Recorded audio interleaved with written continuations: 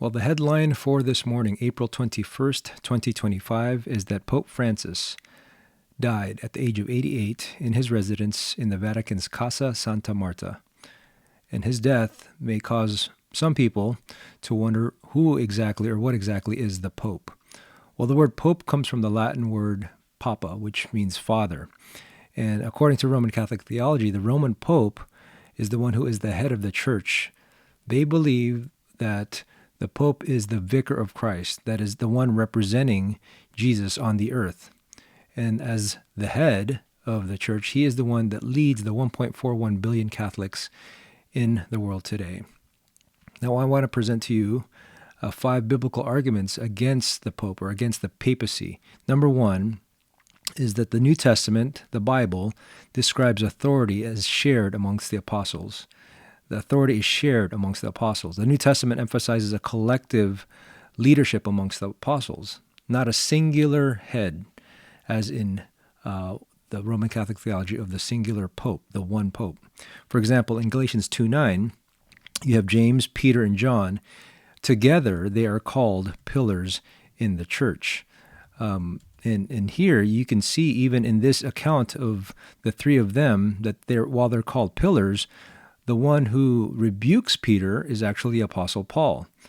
Paul was the one who publicly confronts Peter in Galatians chapter 2, verse 11, where he says, "But when Cephas," that's Peter's name, "when Cephas came to Antioch, I opposed him to his face because he stood condemned. For prior to the coming of certain men from James, he used to eat with the Gentiles, but when they came, he began to withdraw himself and hold himself aloof, fearing the party of the circumcision. The rest of the Jews joined him in hypocrisy, with the result that even Barnabas was carried away by their hypocrisy." So here you have an account of Peter, who was once free to eat and fellowship with Gentiles, that is, non-Jews. But when the party of the circumcision, that the Pharisees came, these very influential people came, Peter was acting hypocritically and withdrew himself from non-Jews, stopped eating with them, stopped hanging out with them. Why did he do that? Because of the fear of man. He was afraid more of what the party of the circumcision, the Pharisees, thought of him, more than what God thought of him. So what did Paul do? He rebuked him. He said, "What are you doing? Well, why are you backing off and acting like a hypocrite?" He says he confronted him to his face. So clearly here, the leadership, the pillars in the church was really not ever given to a singular person. In fact, in the Council of Jerusalem in Acts chapter 15, the one who would preside over this, the first and largest church was in Jerusalem. The council was led not by Peter, but by James. And then the decisions that were made collectively, all of them actually undermine Peter's sole authority as Rome's claim of being the head of the church, as the vicar of the church. So that's the first reason. It's an authority that is shared amongst the apostles. The second is that the New Testament establishes what are called elders and overseers, not a pope. In fact, the New Testament describes the office of pastor in 3 terms: elder, overseer, and pastor. They all mean the same thing. They all refer to the one office of elder.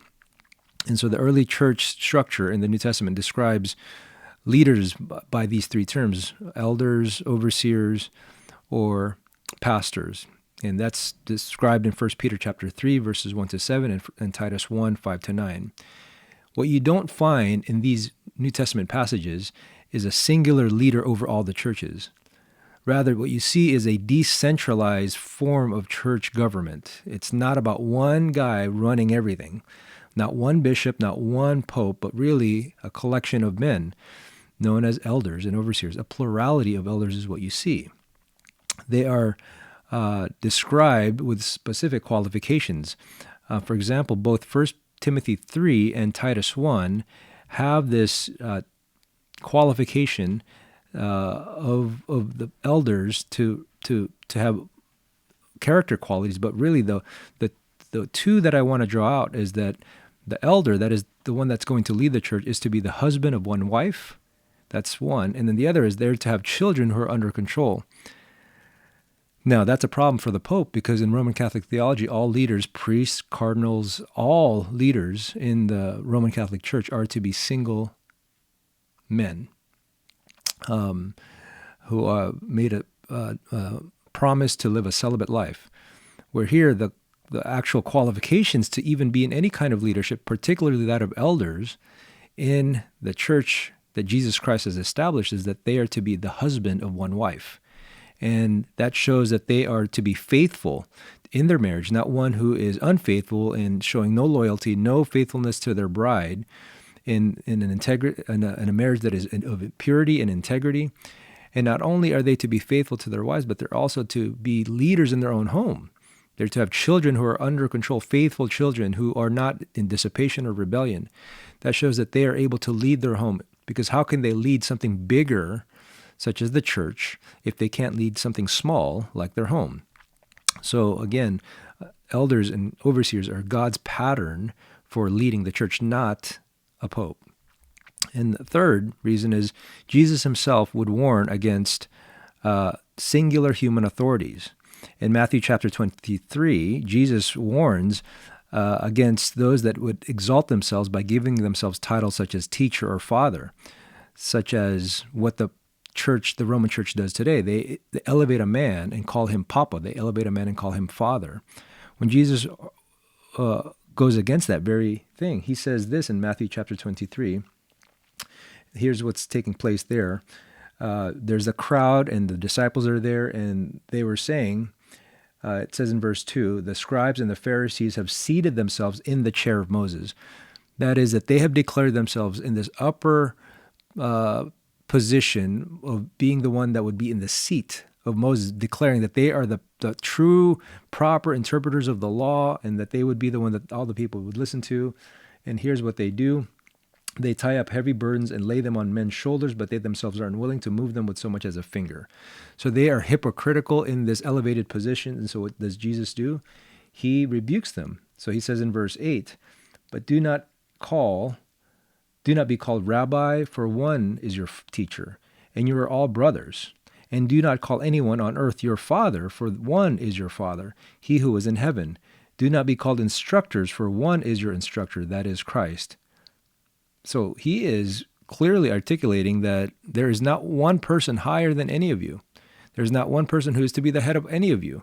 He is saying that there is not to be anyone with a singular title, because the danger of that is that they would then lust and crave for more power, that they would take advantage of people.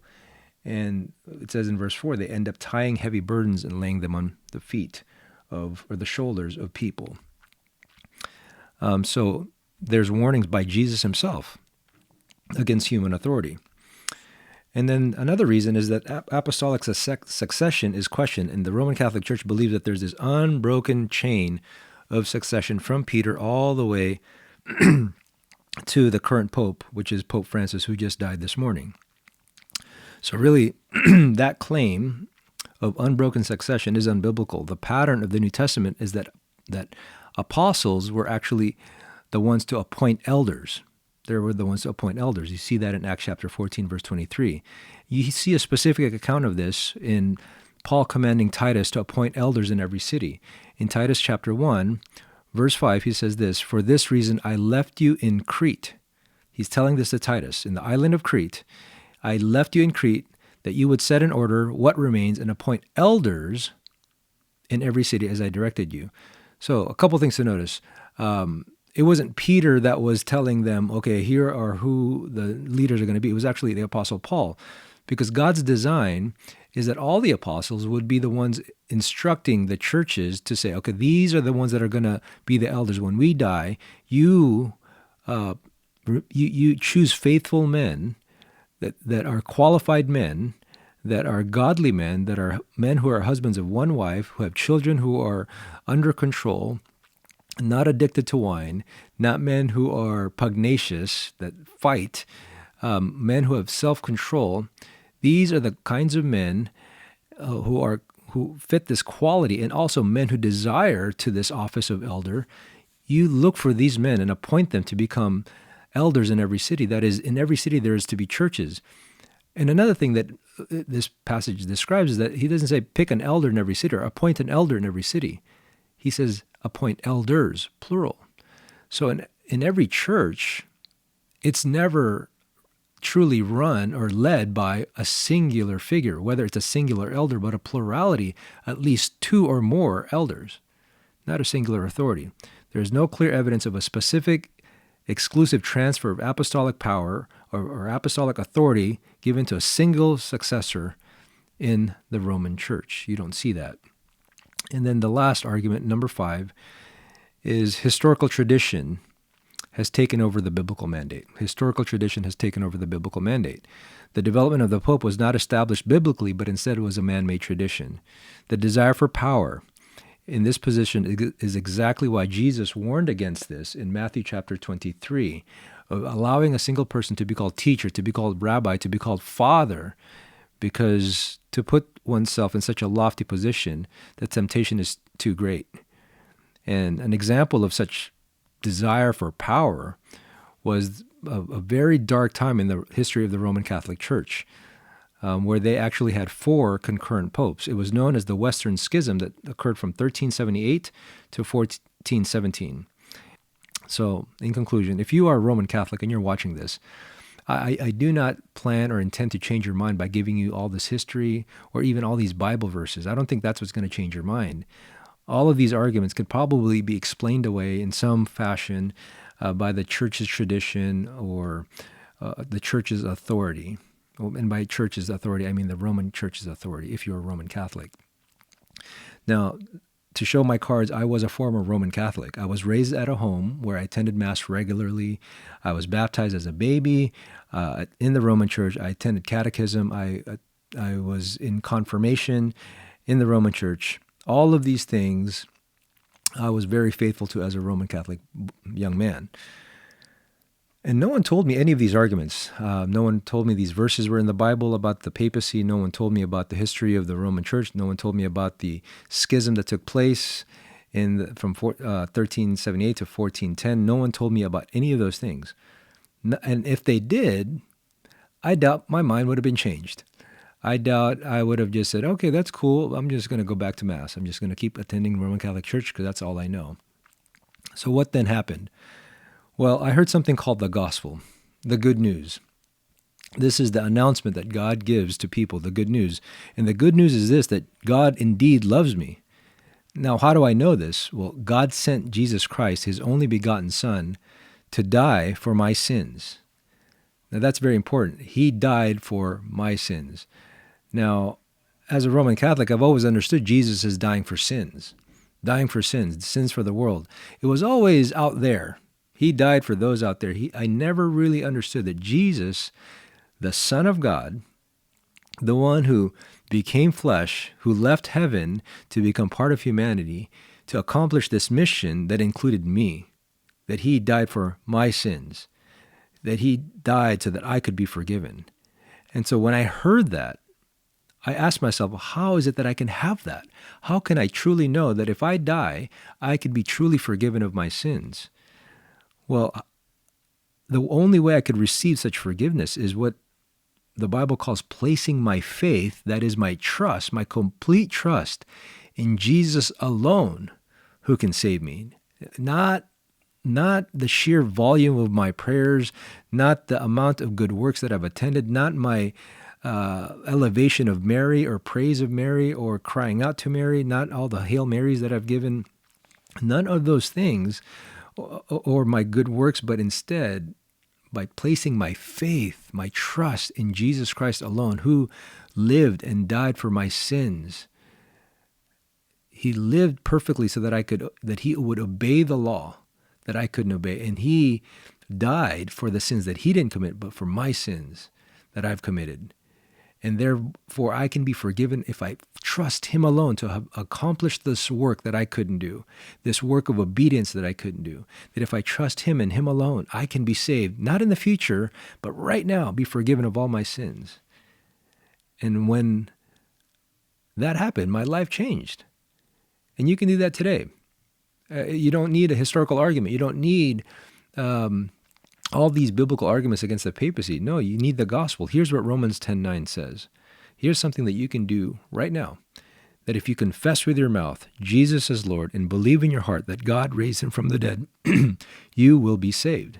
You can be saved right now, friends. And I hope this video has been helpful.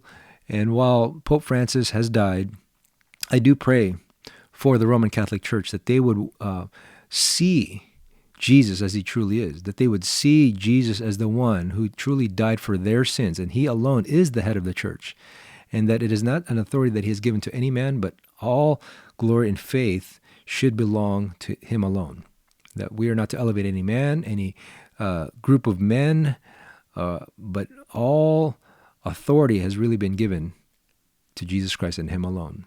And that may you place your faith and trust in Jesus as the one who can save you from all your sins. And you can do that right now.